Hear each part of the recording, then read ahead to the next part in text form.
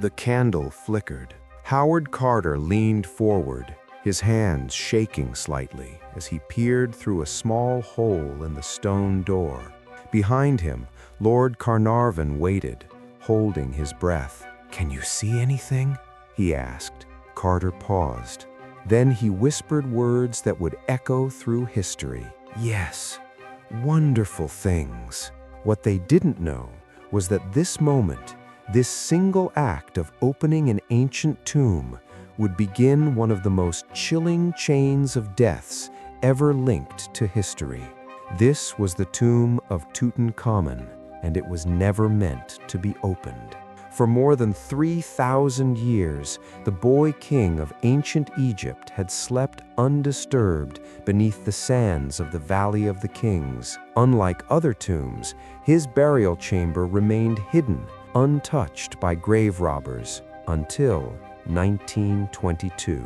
When Carter and his team finally stepped inside, they found gold everywhere, statues, chariots, jewelry, and at the center of it all, the sealed sarcophagus of the young pharaoh. But carved near the entrance was a warning no one took seriously. It spoke of death coming swiftly to those who disturbed the king's eternal rest. At first, it sounded like superstition. Then people started dying. Only weeks after the tomb was opened, Lord Carnarvon fell ill. A small mosquito bite on his face became infected. His condition worsened rapidly. Fever, blood poisoning. On April 5, 1923, he died. At the exact moment of his death, the lights in Cairo went out mysteriously. And back in England, Carnarvon's dog let out a howl and dropped dead. The newspapers exploded. The curse had begun. Skeptics laughed it off. Doctors blamed infection. Scientists dismissed coincidence. But the deaths didn't stop. One by one, people connected to the tomb began to die under strange circumstances. A wealthy visitor who toured the tomb suddenly collapsed and died. A radiologist who examined the mummy fell mysteriously ill. A member of the excavation team was found dead in his bed, healthy the day before. Some died suddenly. Others suffered long, unexplained illnesses. Fear spread. Workers refused to enter the tomb. Locals whispered ancient prayers. Journalists camped outside, waiting for the next death. The story grew darker. Ancient inscriptions were re-examined. Myths resurfaced.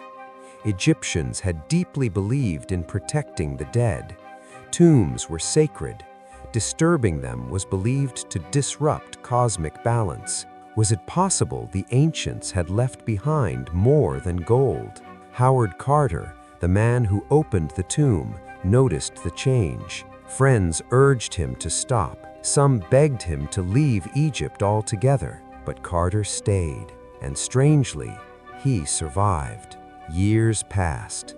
By the time the excavation ended, more than 20 people associated with the tomb had died, many in ways that defied easy explanation. Critics argued the curse was exaggerated, that deaths were spread over years, that most people involved lived normal lives. But believers pointed to something else. Many of those who died were the first to enter the tomb. Many died shortly after exposure, and many shared symptoms no one could fully explain at the time. There were theories. Some believed toxic mold inside the sealed tomb poisoned the explorers. Others suggested ancient bacteria. Some claimed poisonous gases trapped for centuries were released when the tomb was opened. Yet none of these explanations answered everything. Why the timing? Why the patterns?